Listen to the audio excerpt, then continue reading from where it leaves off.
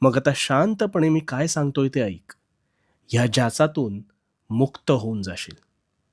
मला सांग, घरात कधी प्रसन्न वाटतं रे? केर काढल्यावर. कारण केर काढल्यावर घरात लक्ष्मी वास करते अशी एक धारणा आहे.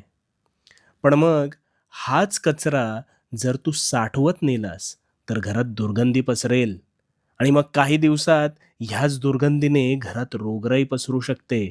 मग नको असलेला विचारांचा कचरा तो मात्र तू नेहमी कळत नकळत साठवत नेतोस, ज्याची मुळं तुझ्या मनात घट्ट घर करून बसतात आणि मानसिक स्वास्थ्य बिघडवतात. पण मग या विचारांना मानसन्मान कोण देतं रे? मला सांग ना, कोण देतं? तूच ना.